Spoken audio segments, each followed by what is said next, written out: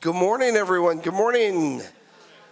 Welcome to this month's AFP educational program. We are so thrilled to be here at the Blair Singer Academy to have this wonderful opportunity to talk about the art of persuasion. It's going to be a great program today. I want to first of all thank our sponsor for today, Martz and Lundy and Willard White. Thank you.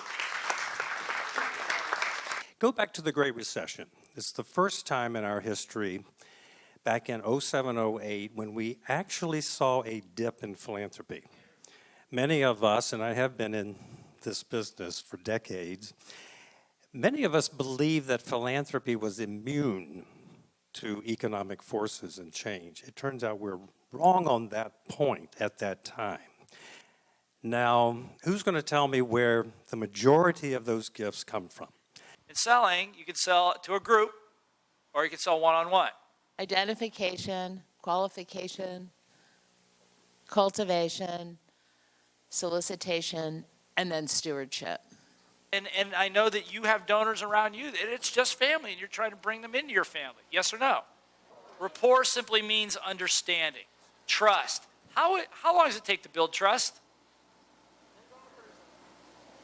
Can take a while, yes? How long does it take to destroy it?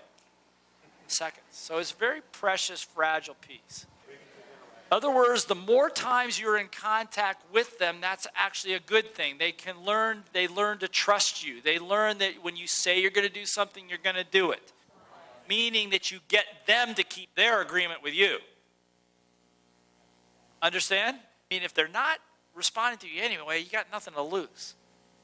Right? Because a lot of times we're afraid. I'm afraid to do that sometimes because I don't want to upset them. But you know the truth of it is, if I don't do something, they're going to go away anyway. Only reason why with a donor, in my opinion, that they want to give to you is because you're able to understand their deep desire, their compelling reason why they want to give and be able to relate it to your mission. Does that make sense? Okay? What would you like to know? Instead of me telling about my nonprofit and our mission, what would you like to know? You expressed some interest. What got you to express interest? What got you to sit with me here today? Completely opposite, isn't it? You're not selling right now. You're allowing them to sell themselves in a way. Okay? See what happened just right here? Who was pitching to who? In all honesty, you completely flipped the script on me. I kind of forgot which one I was. Was that a good thing? Yeah. All right, very good. Yeah. Very good. So it has to be a conversation. Did it seem like a conversation here? Yes? It wasn't pitching. I was just having conversation. And that's how trust is built. I didn't start throwing, okay, well, if you give me $5,000, now you'll be able to help, 3 kids, right? No.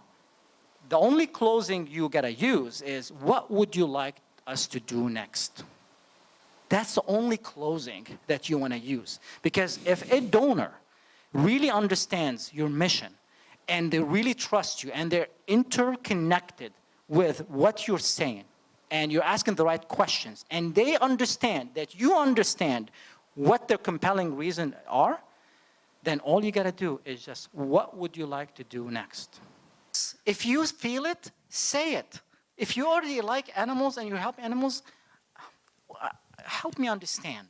See that? Help me understand. What got you to be curious about our mission? Because we help homeless people. We don't work with animals. Is that something you still want to talk about? You don't want to waste their time, and you sure don't want to waste your time, because you could be helping other animals or other people if you are in front of the right donor and if you are addressing their concerns. Fair? Your job is to disqualify as many donors as possible so you can get to the right donor and get bigger gifts. You seem very excited. Can you just tell us what's going on just right here? Well, I think that creates freedom for us. And it takes pressure off because it's not about us. and we don't have to worry about it. And it's not about, oh, I lost him. No, he made a decision to go somewhere else and give his money to something that is really meaningful to him. And that's good because it frees up our time to do other things with people who want to be engaged. Story. Stories are very compelling, particularly if you have a personal experience story to tell. Remember, one of the ways I gather, I would guess that many of you raise funds is like, who was saying you brought them on a tour? Was that you? Brought them on a tour. So what's the purpose? They get a physical experience. When your donors get a physical experience of the problem, they get a physical experience of the solution, of the mission, it's very compelling. Give them a big hug, tell them they're amazing. Please thank Blair and Cal and Willard for making today possible as he draws the winning ticket. I say thank you to all of you. I want to thank Blair and Cal and your team for taking us as fundraisers to a new place. And if I could say, I've written down about 10 things that really impressed me about today, but I'll only say one. And that is, let me see. Actually, I'm going to say two, all right? I think what you helped me see was all of the presumptions and assumptions, and I used that phrase before, that we take into that we have in our jobs and we take into our meetings with our donors. You gave us permission to be bold, to be clear about asking what they want, and about, here's the really big part, stating what we want on behalf of our organizations. And that is a huge, huge step. And I'm excited to see what happens with all of us in that. The other thing, someone else at my table, or someone else said, you're helping us get out of our own way.